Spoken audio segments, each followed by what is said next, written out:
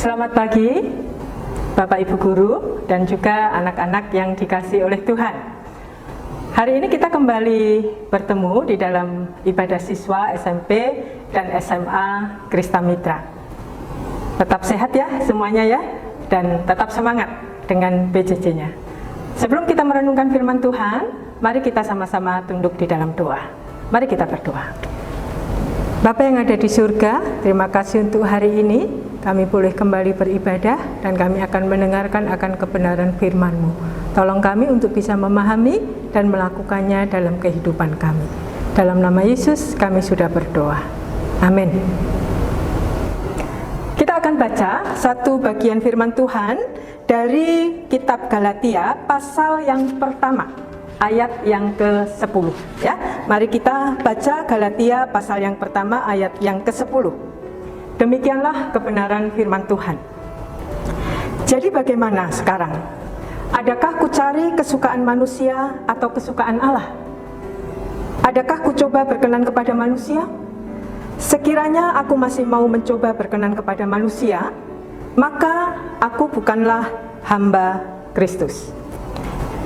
Tema yang diberikan kepada Ibu pagi ini adalah mengejar like. Nah, saat mendengar kata like, begitu ya, maka langsung nih, twing, yang kebayang oleh kita apa? Sosial media, betul? Ya. Nah, dalam sebuah penelitian di tahun 2017 yang dilakukan oleh Anthony L. Burrow, dia membahas tentang hubungan antara umpan balik media sosial yang positif dan harga diri. Nah, penelitian ini memberikan kesimpulan seperti ini. Jumlah likes di Facebook itu berkorelasi positif dengan rasa bangga terhadap diri sendiri. Wow, kagetkah? Sementara itu di penelitian lain, masih tentang sosial media, itu menuliskan bahwa mencari like, ya, kondisi mencari like atau komentar itu setara dengan aktivitas memakan coklat. Nah, ketika seseorang itu mendapatkan like di medsosnya, ya, itu dapat memunculkan yang namanya hormon dopamin. Nah, hormon dopamin ini itu adalah satu hormon yang dapat memunculkan, ya, nampaknya ketagihan juga begitu ya. Karena apa? Memunculkan akan satu rasa bahagia, jatuh cinta, semangat begitu ya, bahkan percaya diri. Nah, penelitian-penelitian tentang medsos satu dekade terakhir ini memang banyak sekali dilakukan, khususnya terhadap kelompok remaja usia 13 sampai dengan 17 tahun. Kenapa? Karena memang kelompok usia ini, ya, itu berarti kelompok usia kalian ya, itu sedang mencari identitas diri. Mereka sedang, atau kalian ini sedang mencari tujuan hidup. Nah, nampaknya dalam proses pencarian ini, remaja itu menggunakan sosial media. Dan itu banyak terjadi ya di dalam kehidupan kita pada saat ini, khususnya para remaja.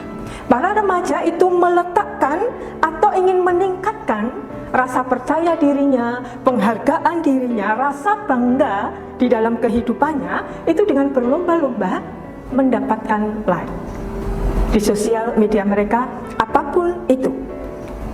Ya, mereka ingin mendapatkan banyak komentar, ya, entah itu positif, negatif. Intinya kalau mendapatkan banyak like atau gambar hati, ya, kalau di Instagram klik hati begitu, maka dia bisa merasa populer dan lain sebagainya. Nah, menyenangkan atau memuaskan orang lain melalui sosial media ini, melalui konten-konten yang dibuat, itu memang sedang memenuhi hidup banyak orang. Bukan hanya remaja sesungguhnya, tetapi juga anak-anak, orang dewasa, bahkan bisa jadi orang yang sudah tua begitu ya, masih bermain sosmed, dan memang bisa jadi tujuannya adalah untuk mengejar like ini. Nah, pertanyaannya adalah bagaimana dengan kehidupan nyata? kehidupan nyata kita, apakah itu juga menunjukkan bahwa kita itu menyenangkan banyak orang yang ada di sekitar kita? Kita akan mengejar lain, ya. Nah, apakah dalam hidup sehari-hari kita itu juga mengejar untuk menyenangkan hati, menyenangkan orang lain melalui pikiran, perkataan, perbuatan kita? Dan yang kedua, pertanyaannya adalah apa kata firman Tuhan tentang mengejar kesukaan untuk kebanggaan diri sendiri? Nah, memang Ibu juga percaya bahwa tidak semua, banyak juga remaja, banyak juga orang-orang lain yang menggunakan, memanfaatkan sosial medianya ini bukan untuk mengejar kesukaan sendiri, ya, seperti itu. Nah, mari kita akan sama-sama belajar dari Galatia pasal 1 ayat yang ke-10 ini. Ya, tadi dikatakan begini, Ibu akan ulangi lagi. Jadi bagaimana sekarang? Adakah ku cari kesukaan manusia atau kesukaan Allah? Adakah ku coba berkenan kepada manusia? Sekiranya aku masih mau mencoba berkenan kepada manusia, maka aku bukanlah hamba Kristus. Nah, kitab Galatia ini ditulis oleh Rasul Paulus pada tahun 56 Masehi. Nah, pada waktu itu jemaat Galatia yang dimenangkan bagi Kristus melalui pekabaran Injil Paulus itu ternyata sedang menghadapi pergumulan. Pergumulannya apa? Mereka itu dikacaukan atau ada orang-orang yang ingin membelokkan mereka dari pengajaran Paulus, pengajaran akan kebenaran firman Tuhan. Nah, orang-orang Yahudi itu ingin meyahudikan orang-orang yang dimenangkan Paulus di Galatia ini. Mereka juga ingin, orang-orang Yahudi ini ingin mencoba meyakinkan jemaat Galatia, termasuk yang non-Yahudi tentunya, karena Galatia juga bukan Yahudi gitu ya, banyak yang lebih kepada orang-orang Yunani begitu. Mereka itu menyampaikan kepada jemaat ini bahwa keselamatan itu harus dilakukan, ya, dikerjakan itu dengan mentaati akan hukum Taurat. Selain yang dihembuskan, ajaran lain yang dihembuskan adalah mereka mempertanyakan akan keaslian atau kerasulan daripada Paulus begitu. Nah, itulah jemaat daripada Galatia. Jadi jemaat Galatia ini itu sedang menghadapi proses pendewasaan secara rohani begitu ya di dalam iman mereka. Mereka baru dimenangkan, tetapi mereka menghadapi akan ajaran-ajaran di luar daripada ajaran Paulus. Nah, beberapa tanda dewasa secara rohani itu adalah, Ibu ingin sebutkan salah satu, yaitu di dalam Efesus pasal yang keempat ayat yang ke-14, Efesus pasal 4 ayat yang ke-14. Firman Tuhan menyampaikan, sehingga kita bukan lagi anak-anak yang diombang-ambingkan oleh rupa-rupa angin pengajaran, oleh permainan palsu manusia dalam kelicikan mereka yang menyesatkan. Nah, jadi tandanya adalah kalau seseorang itu dalam proses pendewasaan rohani, mereka itu akan lebih peka dengan pengajaran-pengajaran yang ada dan mereka tidak diombang-ambingkan oleh rupa-rupa angin pengajaran. Nah, bagaimana dengan kita saat ini, Bapak Ibu dan juga anak-anak yang dikasihi oleh Tuhan? Nah, posisi kita di mana? Kalau kita melihat dari Efesus ini tadi, ya, yang barusan saya baca, kita itu termasuk anak-anak rohani ataukah orang-orang yang dewasa rohani? Dan kalau kita lihat dari Galatia yang tadi ya, Galatia pasal yang pertama ayat 10 tadi, kita ini sebagai orang percaya itu mencari kesukaan Allah atau kesukaan manusia. Nah, kita ini mencari perkenan Allah atau perkenanannya manusia. Kita sebagai orang percaya, orang yang sudah dimenangkan, kita ini menjadi hamba Kristus atau hamba bukan Kristus. Nah, hamba bukan Kristus itu bisa macam-macam, termasuk salah satunya adalah hamba dari teknologi. Lebih sempit lagi, kita menjadi hambanya sosial media. Seperti jemaat di Efesus dan jemaat di Galatia ini, sebenarnya kita zaman ini, apalagi zaman seperti ini ya, kita itu sangat potensi untuk dibelokkan, diombang-ambingkan, dibujuk oleh pengajaran-pengajaran yang di luar kebenaran Kristus. Dan juga bukan tidak mungkin bahwa harga diri kita itu kita letakkan bukan di dalam atau di atas dasar daripada kasih dan pengorbanan Kristus. Identitas kita sebagai orang Kristen yang sudah dimenangkan oleh Kristus. Itu sesungguhnya adalah harga diri dan juga nilai kehidupan kita yang utama. Yaitu apa? Aku ini hamba Kristus. Hamba Kristus itu adalah siapa? Pribadi yang sudah dimenangkan, sudah ditebus karena pengorbanan Kristus di atas kayu salib. Dan kita dimenangkan dari kegelapan menuju kepada terang. Kita bukan lagi-lagi hamba dosa, tetapi kita adalah hamba daripada kebenaran. Nah, Bapak Ibu dan juga anak-anak yang dikasihi oleh Tuhan, karena itulah maka pada kitab Galatia tadi kita ini disebut sebagai hambanya Kristus. Dan hamba Kristus itu sekali lagi berarti kita mengejar. Mengejar apa? Mengejar kesukaan Allah, bukan mengejar atau haus akan like atau kesukaan daripada manusia. Nah, Bapak Ibu dan juga anak-anak yang dikasihi oleh Tuhan, ketika kita mengatakan mengejar sesuatu, maka itu saya pikir berhubungan dengan motivasi, ya, sesuatu yang ada di dalam diri kita.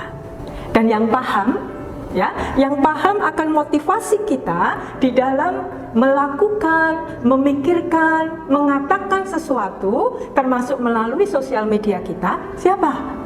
Ya, diri kita sendiri.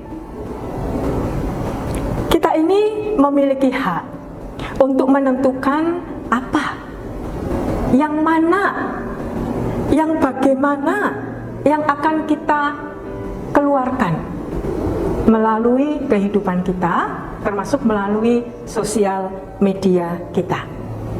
Nah, ketika Bapak Ibu, anak-anak dan saya ya mengupload sesuatu apapun itu, maka sesungguhnya saya mempercayai bahwa kita sebelum mengupload itu dalam sosial media kita itu ada di dalam kesadaran.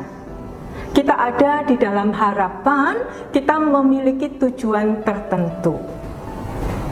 Disadari atau tidak, sebenarnya kita ini sadar. Ya, ketika kita akan mengupload sesuatu di sosial media kita. Jadi pilihan itu sebenarnya terbuka sekali untuk kita semuanya. Nah, sesungguhnya apa yang kemudian kita kejar dalam hidup ini? Dan itu pun apa yang kita kejar dalam hidup ini, itu pun ada di sini.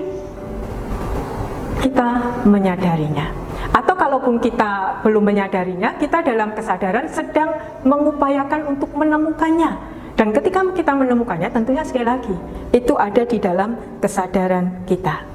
Nah, Bapak Ibu dan anak-anak yang kasih Tuhan, teknologi, ya, apapun itu, termasuk HP yang kita miliki, sosial media yang diciptakan oleh orang-orang hebat itu, sesungguhnya sifatnya netral, betul?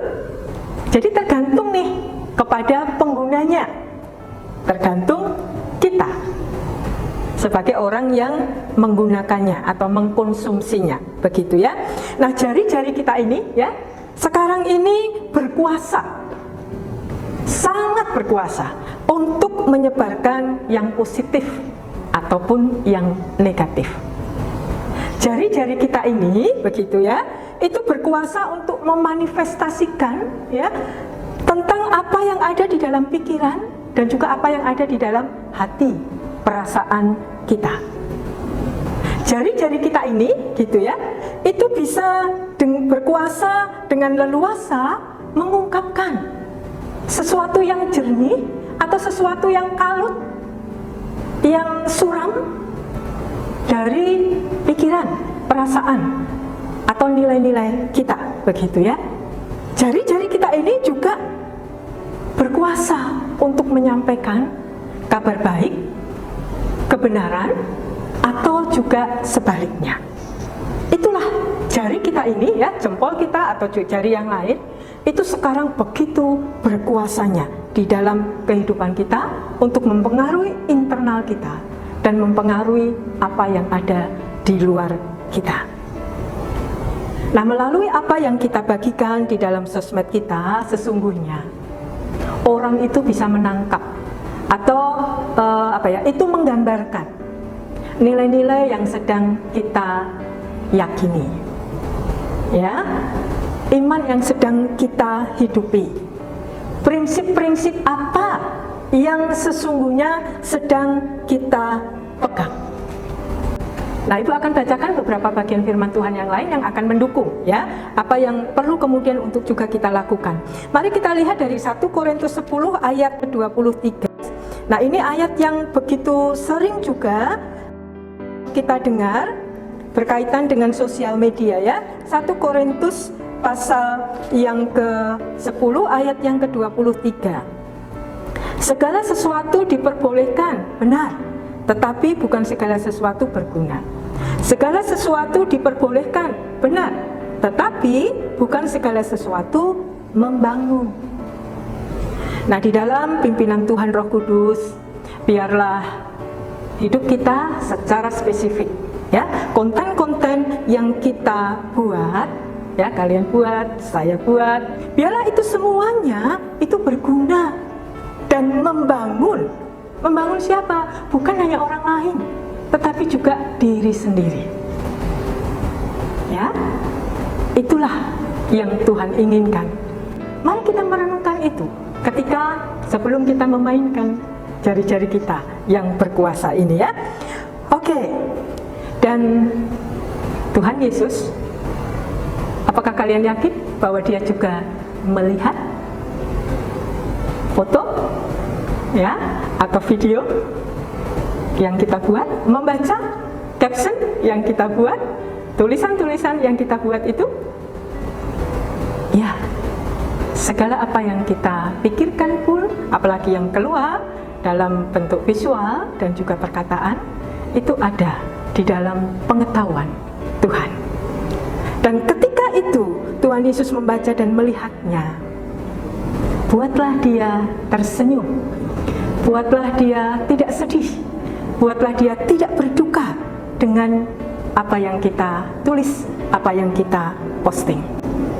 Dan dengan demikian kita pun sukacita, kita bahagia, kita puas, karena itu berguna bukan hanya untuk kita, tapi juga untuk orang lain yang menikmatinya.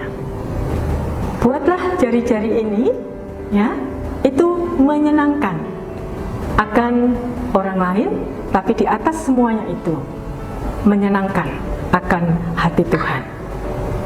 Nah, Bapak Ibu dan juga anak-anak yang kasih Tuhan, apa yang paling kita kejar di dalam kehidupan kita saat ini dan bahkan sepanjang hidup kita sampai akhir nanti? Kiranya itu adalah perkenanan, kesukaan daripada Tuhan. Amin. Mari kita menutup di dalam doa. Bapa yang ada di surga, segala pujian hanya untuk Engkau, dan kami saat ini mau kembali untuk melakukan apa yang Tuhan nyatakan di dalam kebenaran-Mu.